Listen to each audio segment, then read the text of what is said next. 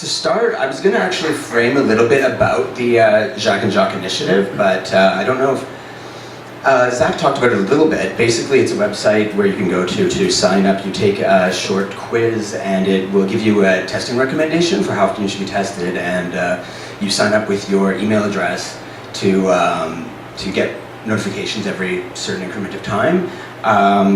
It also has really great resources for clinics in town as well.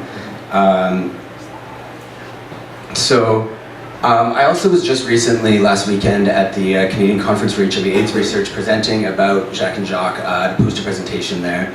And it seemed like the really hot topic, which is maybe not a huge surprise, was digital online initiatives and how to reach people through web applications such as Jacques and Jacques. Taking that current kind of digital landscape into account, when making Moontrail to promote Jacques and Jacques, we were trying to reach out to youth through a similar online campaign in a way that we could reach to them. We were especially trying to resonate with younger MSM because they are one of the highest risk groups, but also they're hard to reach because they don't necessarily come to community organizations and to access services.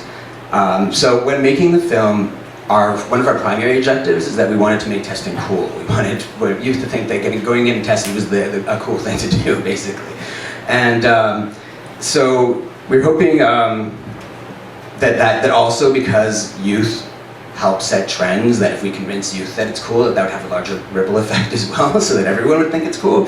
But also because gay men are often burnt out from constant messaging about sexual health because of being one of the higher risk groups. There's a lot of messaging, and we want to be innovative and avoid conventional approaches. So we kind of decided to work on this short film project, but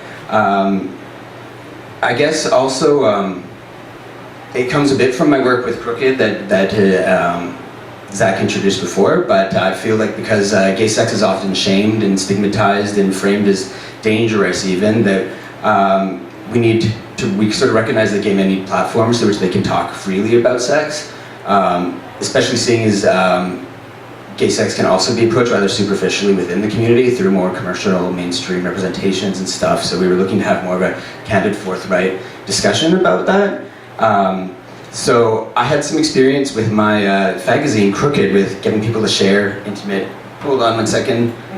My printer didn't work before I came here, so I'm trying to read this off a tablet, which I'm new to.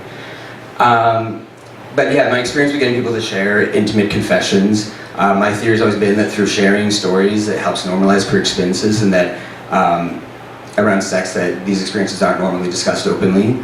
However, I'd never worked on a documentary film before, and so I got Alex, I knew, had made really great, more, I'm trying to look for the word that would not be documentary, fiction, I guess, films? Okay, yeah. And he had a lot of great music video aesthetics that I thought would really work. So, but one thing I was learning as I did the interviews for the film was that it was really hard to know what we were going to get from people and how that was going to work. There was no set script. We weren't sure what we were going to say. But also realized during the film that in the editing process, we really clearly needed people to say the topic of what they were talking about in each sentence. Otherwise, if we cut it off, there was no context. So getting people, we would have this great material about testing, and then we have to somehow frame it, which was an interesting kind of obstacle to work around. But we were also trying to frame the topic of testing in more of a documentary about gay life in Montreal in order to make the message more accessible. It was kind of like if we got people introduced to the topic through kind of a more broader subject, that we could make people more open to the message that we were trying to communicate in the end. However, I still feel like the transition into the theme of testing is a little awkward as it comes in at the end to some extent, and I think that kind of speaks to how it was a challenge for us to do the editing and bring testing in, and maybe that people don't really talk about testing in everyday conversation, and so that transition kind of mirrored a strange segue that we were trying to make, but it's not a segue that happens that often in everyday conversation, actually. So hopefully the film helps make that happen more.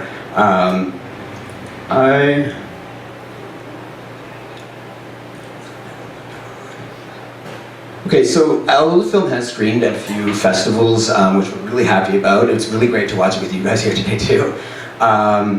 We haven't actually shared it online, which was its original intention, to really help, to hope that it goes viral to some extent and that we can have people see it. So that was the main objective, and after tonight it will actually finally be released online, and we're going to try and share it around as much. So if you guys can help us with that in any way and help share it around, that would be great. I made these little flyers that are at our booth over there. If you want, you can pick some up. They have the web address for where you'll be able to watch the film. It's accmontreal.org/moontrail, and if you want to pass those to friends, anyone who might be interested, that would be really great. I'll get Zach to introduce Alex here, because he's going to talk about the film a bit more too. So thank you, Jordan.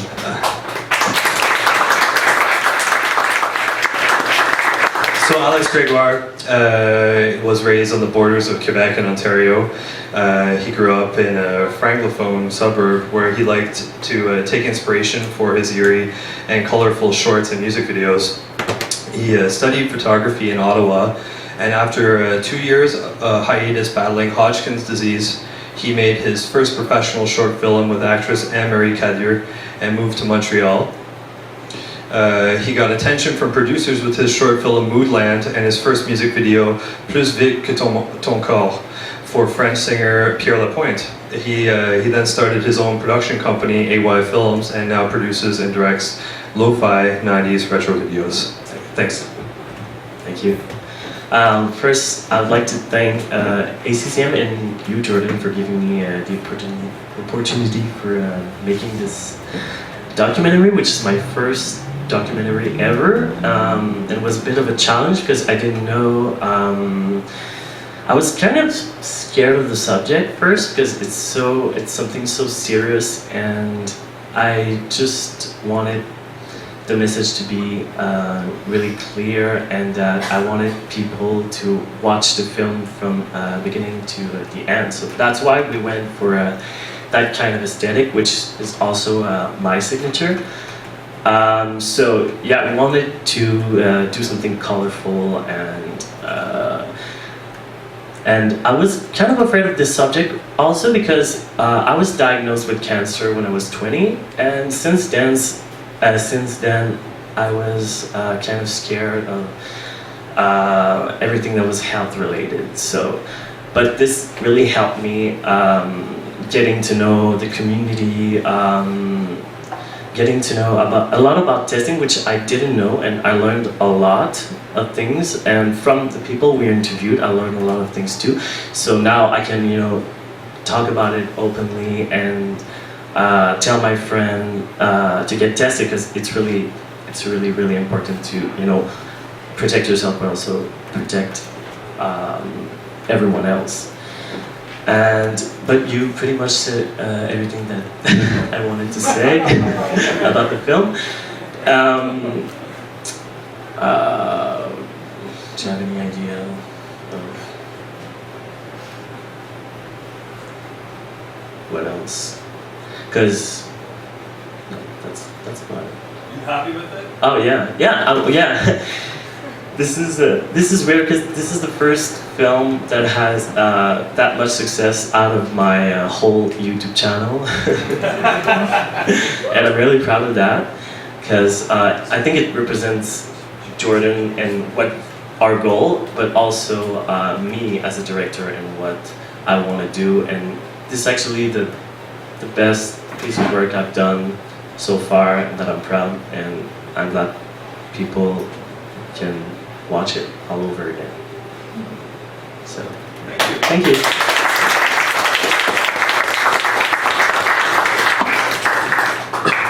Thanks, guys.